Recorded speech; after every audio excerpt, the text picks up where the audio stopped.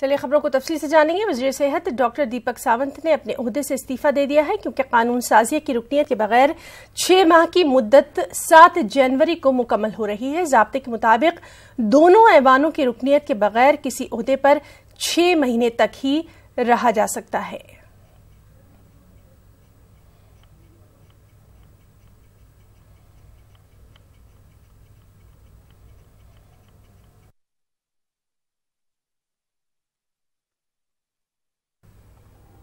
मशहूर फिल्म अदाकारा दिलीप कुमार की जायदाद के मामले में बिल्डर समीर भुजवानी के खिलाफ हत्या इज्जत का मुकदमा दर्ज किया गया है। समीर भुजवानी के खिलाफ सायरा बानो और दिलीप कुमार ने यह मुकदमा दर्ज करवाया है।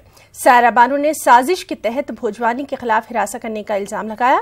समीर भुजवानी पर अदाकार की मिल्कियत को हत्याने की कोशिश का इल्जाम है।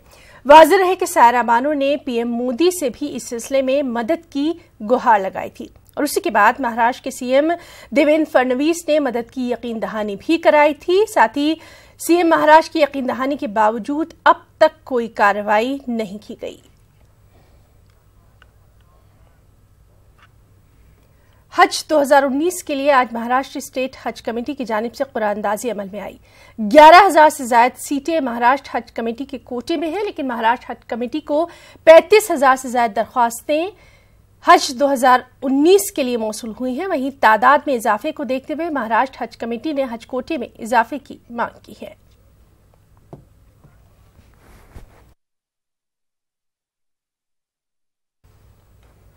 और हज कोटे में इजाफे को लेकर हमारे नुमाइंदे मोहिउद्दीन ने महाराष्ट्र के अक़लियती वजीर विनोद तावड़े से खास बातचीत की। महाराष्ट्र स्टेट हज कमेटी की जो है वो लॉटरी हुई है। तावड़े साहब जो कि मिनिस्टर हैं अक़लियती उमूर के औकाफ के, उनके हाथों से ये काम शुरू हुआ। कितने हाजी जाने वाले हैं और सहूलियात क्या क्या मिलने वाली है इस साल? महाराष्ट्र लगभग उत्तर प्रदेश के बाद ये दूसरा प्रदेश है कि जहाँ से सबसे ज़्यादा हाजी जाते हैं। 9,000 हाजी जाएंगे और विशेषकर जो महिलाएं अकेली जाना चाहती है उनको भी हमने शुरुआत की है। अभी 2400 तक महिलाएं भी जा रही है और मेरा ये मानना है कि पूरे देश भर से जिस प्रकार हाजी में महिलाओं का जाना है, सभीयों का जाना है और उसकी पूरी व्यवस्था, महाराष्ट्र तो ये सोचती है कि यहाँ से जब हाजी निकले तो यहाँ से निकलकर वापस लौटने तक उसका पूरा ख्याल रखा जाए और उस प्रकार की ट्रैकिंग की व्यवस्था हम करते हैं ताकि कोई भी दिक्कत वहाँ आ जाए तो उसको वहाँ सहायता होनी चाहिए। लेकिन एक सवाल ये है आपसे कि कोटा कम हो जाता है, 35,000 एप्लीकेशन है, 11,000 लोग जाते हैं, तो लोग डिमांड करते हैं कि महाराष्ट्र का कोटा बढ़ाया जाए, लेकिन हो नहीं पाता है। मेरा मानना कि जो केंद्र सरकार की हज सेंट्रल हज कमेटी ने एक फार्मूला तय किया है पॉपुलेशन के हिसाब से, अगर महाराष्ट्र का कोटा बढ़ेगा तो किसी और प्रदेश का कम हो जाएगा। इसलिए पूरे देश का अगर कोटा बढ़ता है, जो वहाँ से मक्का से आता है, सऊदी से आता है, तो बढ़ जाएगा। आज पूरी दुनिया से जिस प्रकार वहाँ लोगों की संख्या होती है उस हिसाब से सऊदी ने जो आंकड़ा तय किया हिंदुस्तान के लिए, मैं मानता हूँ कि वो आंकड़े के हिसाब से महाराष्ट्र का आया है। लेकिन हर साल कोई ना कोई हाजी वहाँ पहुँच जाता है और मुझे लगता है कि उसका पहुँचना ये अपने लिए भी अच्छा है और जब टोटल फिगर बढ़ेगा पूरी दुनिया से तो अपना भी बढ़ेगा। महाराष्ट्र के आज़मीन हज की तादाद भी बढ़ेगी क्योंकि इस साल देखा यह गया है कि इस मरतबा जो है वो एप्लीकेशन हिंदुस्तान भर से जो है वो कम आए हैं। तकरीबन 1 लाख के करीब जो है एप्लीकेशन यहाँ पर कम आए हैं और इसी बुनियाद पर जो है वो 2 रियासतों में बिना कुरानंदाजी के ये हाजी वहाँ के जाने वाले हैं। और महाराष्ट्र एक ऐसी रियासत है जहाँ पर जो है वो सबसे ज़्यादा एप्लीकेशन आते हैं केरला के बाद से, और आज यहाँ पर कुरानंदाजी हुई और बड़ी तादाद में लोगों ने यहाँ पर शिरकत की। पूरे महाराष्ट्र के अलग अलग ज़िलों से यहाँ पर लोग आए और इसमें शिरकत की। तकरीबन 11,000 लोग जो है वो महाराष्ट्र से सफ़र हज के लिए रवाना होने वाले हैं। कैमरा पर्सन डिस्ले के साथ मोहिउद्दीन, न्यूज़ 18 उर्दू, मुंबई।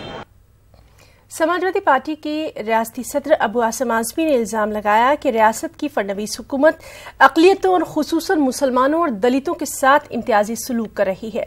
तरक्याती कामों में अक़लियतों को नजरअंदाज किया जा रहा है। मुस्लिम रिजर्वेशन के ताल्लुक से भी समाजवादी लीडर ने अपने अंदाज में तंज कसा और कहा कि अदालत में जाना कोई अक्लमंदी नहीं, क्योंकि रिजर्वेशन का फैसला ऐवान में होता है।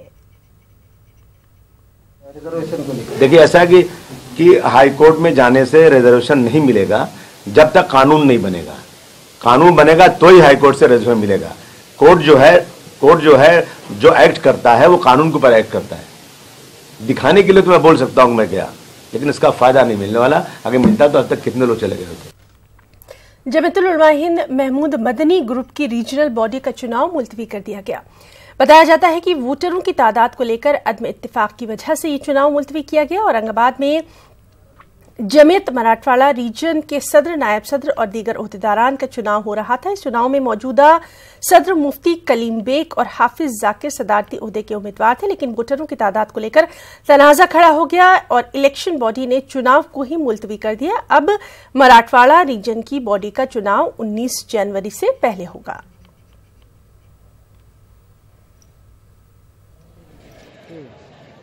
आज जो हुआ कि दो जगहों के लोगों ने इख्तिलाफ किया, बीड़ के लोगों ने और जो मौजूदा सदर हैं। मौजूदा सदर ने कहा बीड़ के लोगों से कि जो आपके मेंबरान की तादाद है वो ज़्यादा है, हम सिर्फ 27,000 लोगों को 27,000 रसीदें कबूल करेंगे, यानी 27 मेंबर आपके मानेंगे, उसके अलावा नहीं। हम लोगों ने बहुत समझाने की कोशिश की कि दोनों में सुलह हो जाए, लेकिन वो किसी एक बात पे मुत्तफिक नहीं हुए। गिरोहबंदी जमीयत के अंदर नहीं, किसी भी जमात किसी भी तंजीम के अंदर हो, ये अच्छी चीज़ नहीं है, ये होना ही नहीं चाहिए। मुसलमानों को इस वक्त मुत्तहिद होने की ज़रूरत है, सख्त ज़रूरत है, पहले से ज़्यादा इस वक्त मुत्तहिद होने की ज़रूरत है। और ये जो हुआ अच्छा नहीं हुआ, और कहीं भी हो अच्छा नहीं है। हमें कोशिश करनी चाहिए। हमारे दो बुजुर्ग मौलाना इश्तियाक साहब, मौलाना कलीमुल्लाह साहब ने हत्तल इम्कान पूरी कोशिश की, और मैंने इसीलिए इन दो हज़रात को भेजा कि ये दो हज़रात जानते हैं कि मैं कुछ सख्त बोल दूंगा या सख्त उसमें आऊँगा, इसीलिए मैंने अपने को बहुत दूर रखा। महाराष्ट्र में मराठा रिजर्वेशन के मसले का हल निकालने के बाद अब धनगर समाज के रिजर्वेशन के लिए तहरीक चलाई जा रही है। बीजेपी ने अपने इंतखाबी मैनिफेस्टो में धनगर समाज को रिजर्वेशन देने का वादा किया था, लेकिन 4 साल से जायद का अरसा गुजर जाने के बावजूद धनगर समाज को अब तक रिजर्वेशन फराहम नहीं किया गया और इसी की वजह से धनगर समाज में हुकूमत के खिलाफ शदीद बरहमी देखी जा रही है। इसी नाराजगी को दूर करने के लिए बीजेपी की रियासती वजीर पंकजा मुंडे ने नांदेड़ के मालेगांव में मुनक्किदा धनगर समाज के एक जलसे के दौरान तकरीर करते हुए ये ऐलान किया कि जब तक रियासती हुकूमत धनगर समाज के रिजर्वेशन का मसला हल नहीं करती, तब तक वो मंत्रालय की सीढ़ियां यानी सेक्रेटरीट की सीढ़ियां तक नहीं चढ़ेंगी। धनगर समाजाच्या विश्वासाच्या जीवावर परत सत्ता परिवर्तन न करता सत्तेमध्ये भारतीय जनता पार्टीला आणायचंय, पण मी जोपर्यंत तुमच्या आरक्षणाचा विषय होणार नाही मंत्रालयाच्या दालनात मी प्रवेश करणार नाही। तुमचा विषय तुमच्या बरोबर दिल्लीला नाही, पृथ्वीच्या बाहेर कुठे जायची वेळ नाही, तरी तुमच्या बरोबर मी येईन। तुम्ही मला काही राजकारणात काही करणार, मेंढरा मागे चला तर मेंढरा मागे सुद्धा यायला तयार आहे मला राजकारणात। मला याचा पूर्ण खात्री आहे की आज देशामध्ये केलेल्या विकासाच्या कामावर आणि राज्यामध्ये केलेल्या विकासाच्या कामावर आणि सामान्य माणसाच्या हिताच्या निर्णयावर आम्ही परत सत्ता पादाक्रांत करणार आहोत, तुमच्या आशीर्वादावर करणार आहोत। मला माहित नाही इथे बसलेले लोक काय करतील, पण मला विश्वास आहे की धनगर समाजाला आरक्षण मिळाल्याशिवाय परत मंत्रालयामध्ये आम्ही प्रवेश करू शकणार। सेक्रेटरीट की इमारत से आज एक शख्स ने कूदकर जान देने की कोशिश की, लेकिन खुशकिस्मती से जाल लगे होने की वजह से वो बच गया। इस शख्स की पहचान लक्ष्मण चौहान की हैसियत से की गई। वो प्रजासत्ताक भारत पक्ष का कारकुन है। लक्ष्मण ने इमारत की 6ठी मंजिल से छलांग लगाई थी। वो जाल पर गिरा और महफूज रहा। इमारत की 6ठी मंजिल पर ही वज़ीर आला देवेंद्र फडणवीस का भी दफ्तर है।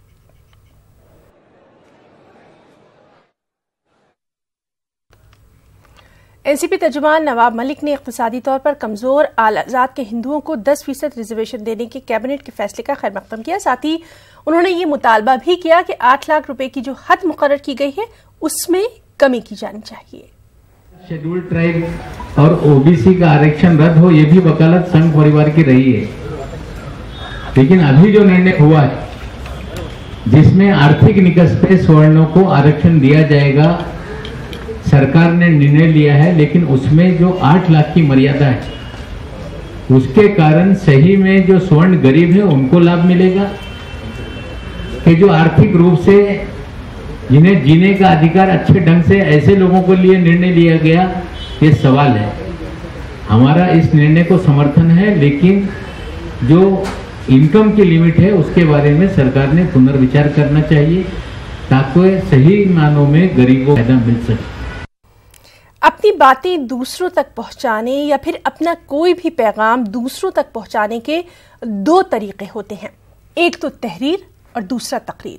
अच्छी तकरीर और इल्म, ये बहुत जरूरी है और इसी से भरपूर खिताब हर किसी को अपना गुरविदा बना लेता है। इस तरह का प्रोग्राम भिवंडी में देखने को मिला, जहां स्कूली बच्चों की तकरीर सुनकर सामईन खूब महसूस हुए।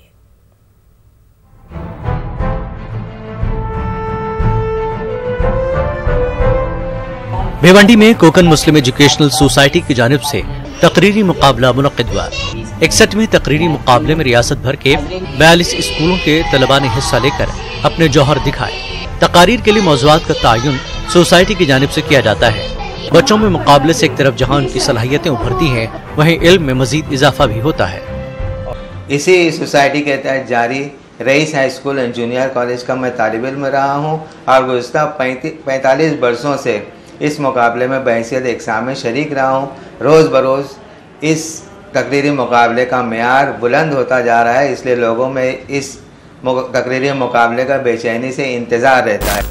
इस मुकाबले की ख़ास बात ये भी है कि इसके उन्वानात फ़ी ज़माना हमको जो चैलेंजेस का सामना करना पड़ रहा है, हमारे स्टेज से वो तमाम टॉपिक्स अफशा हों, उन टॉपिक्स पर सैर हासिल गुफ्तगू हो, इसलिए हम दीगर स्कूलों से भी हम मशवरतन उन्वानात मंगाते हैं। भिवंडी के रईस स्कूल के इस वसी अरीज ग्राउंड में हर साल पाबंदी से जारी तकरीरी मुकाबले में हिस्सा लेने के लिए तलबा दूर दराज से आते हैं, बल्कि सामाईन भी पाबंदी से शिरकत करते हैं। प्रोग्राम बहुत अच्छा था माशाल्लाह, और 61 साल से किसी प्रोग्राम का तसलसल के साथ जारी रहना, ये ख़ुद इस बात की दलील है कि इंतहाई कामयाबी के साथ ये सिलसिला रवादमा है।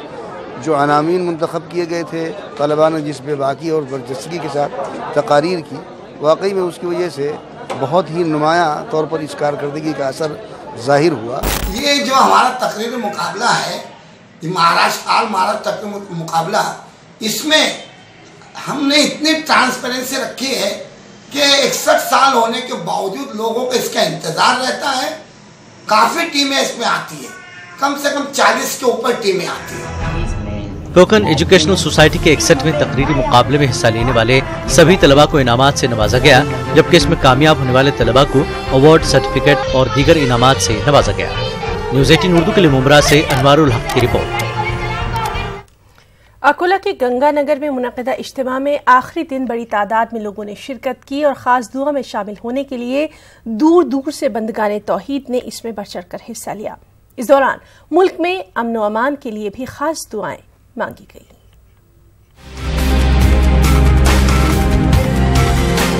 अकोला में मुनक़िदा तबलीगी इज्तिमा दुआ के साथ अख्तिताम पज़ीर हुआ। 3 रोज से चलने वाले इस इज्तिमा में जहां एक तरफ दीनी तालीम, बुलंद अखलाक और किरदार पर जोर दिया गया, वहीं मुल्क में आपसी भाईचारे के फजा को फरोग देने की भी बात कही गई। मौलवी सैयद महमूद अली ने दुआ करते हुए पूरे मजमे पर वज्द जारी कर दिया। ये दुआ सारे इंसानों के लिए हुई और दुआ की खुशनुदी पर इस इज्तिमा का अख्तिताम हुआ।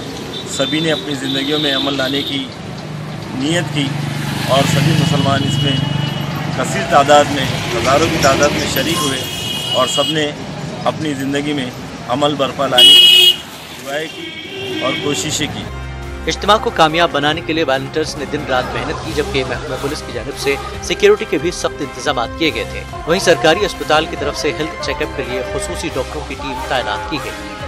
यहाँ पे इतने सारे लोग हैं, अगर कुछ हादसा हो जाए, कोई मेडिकल इमरजेंसी हो जाए, तो उस मेडिकल इमरजेंसी को कवर करने के लिए 108 सर्विस जो एक government free toll free ambulance medical service है गवर्नमेंट की, उसको यहाँ पे जो है तो मुनाकिब किया गया था और हम लोगों ने जो है तो यहाँ पे काफ़ी लोगों को चेक किया है। बाजार के इज्तिमा की तैयारी पिछले 2 महीने से चल रही थी।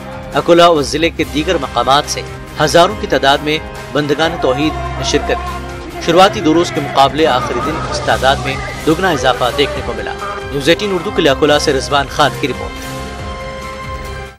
अमरावती के मुस्लिम अक्सरियती इलाकों में आए दिन हो रहे हादसात से शहर के मुसलमानों में खौफ का माहौल है। बढ़ते ट्रैफिक के सबब पेश आ रहे हादसात पर काबू पाने के लिए महकमा पुलिस मौसर इक़दामात उठाएं, इस मुतालबे को लेकर इंडियन यूनियन मुस्लिम लीग के वफ्द ने पुलिस कमिश्नर को एक मेमोरेंडम सौंपा। मेमोरेंडम के जरिए मुस्लिम लीग ने मांग की कि शहर में मुस्लिम अक्सरियती इलाकों को जोड़ने वाली अहम शाहराहों जैसे इतवारा बाजार से GM बनातवाला रोड पर ट्रैफिक पुलिस की तैनाती की जाए ताकि ट्रैफिक का नज्म जब्त कायम रखा जा सके। वहीं सुबह 6 बजे से रात 11 बजे तक नो एंट्री भी लगाई जाए।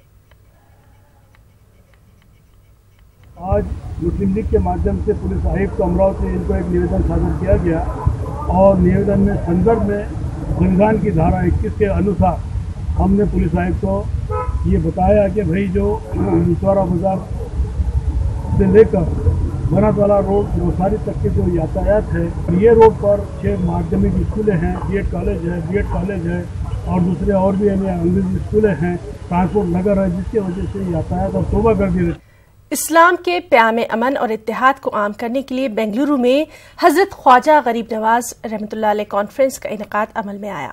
आलमी शोहरत याफ्ता इस्लामिक स्कॉलर मौलाना पीर साकिब शामी ने इजलास से खिताब किया। खास रिपोर्ट।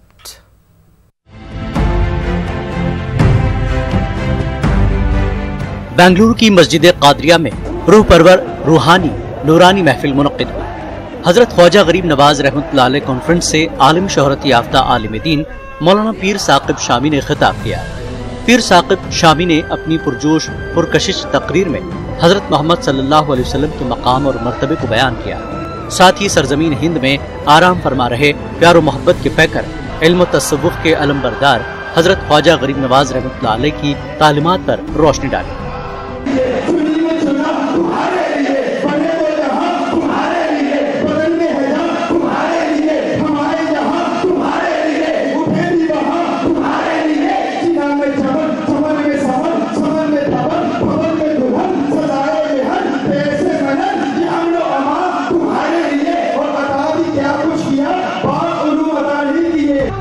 इमाम अहमद रजा मूवमेंट के तहत मुनक्किदा इस इजलास में हजारों की तादाद में फर्जंदान तौहीद ने शिरकत की। मुल्क और दुनिया के मौजूदा हालात में नफरत, जुल्म, तशद्दुद, बर्बरियत को खत्म करने पर जोर दिया गया। अमन, इत्तेहाद और भाईचारगी को फरोग देने के लिए इस्लाम के पयाम इंसानियत को आम करने और औलिया अल्लाह की तालीमात पर अमल करने की तलकीन की गई। इंटरनेशनल ख्वाजा गरीब नवाज कॉन्फ्रेंस है। ये ख्वाजा गरीब नवाज जो सूफी सेंट है, इनका मैसेज जो है पूरी दुनिया में फैलाना हमारा मकसद है। अल्हम्दुलिल्लाह ये जो स्कॉलर आए हैं, ये इंटरनेशनल सोशल मीडिया पे टॉप स्कॉलर बोले जाते हैं इनको। इश्क और अकीदत की इस महफिल में जुमा मस्जिद ट्रस्ट बोर्ड के सदर हाजी अब्दुल सत्तार सेठ और मुख्तलिफ सुन्नी तंजीमों से वाबस्ता नुमाइंदों ने शिरकत की। लंदन में मुकीम शेख पीर साकिब शामी इन दिनों हिंदुस्तान के मुख्तलिफ शहरों का दौरा कर रहे हैं। बेंगलुरु के बाद चेन्नई, मुंबई, अहमदाबाद में इनके खिताबात मुनक्किद होंगे। न्यूज़ 18 उर्दू के लिए बेंगलुरु से रऊफ अहमद हल्लूर की रिपोर्ट। मीडिया की आज़ादी और झूठी खबरों पर गौर खौस करने के लिए बेंगलुरु में खास इजलास का इनेकाद किया गया।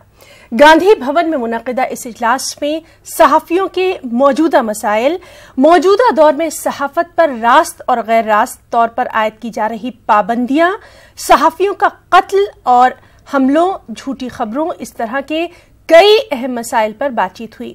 नेशनल मीडिया कॉन्फेडरेशन, छोटे और मुतवस्सित अखबारात की फेडरेशन और दीगर तंजीमों के नुमाइंदों ने इस अहम इजलास में शिरकत की। साथ ही यहां हुकूमत से पुरजोर मुतालबा किया गया कि मुल्क में सहाफत की आज़ादी को बरकरार रखा जाए। समाज की हकीकत का आईना दिखाने वाले सहाफियों को खास तहफ़्फ़ुज़ फराहम किया जाए। इस मौके पर मुल्क की शुमाल मशरक़ी रियासतों में मीडिया पर आयद की जा रही चंद पाबंदियों पर भी गहरे तशवीश का इजहार किया गया। Small and medium newspapers, which was founded in 1985 for the welfare of journalists in the country. We have umpteen number of problems. One is threat to the journalists.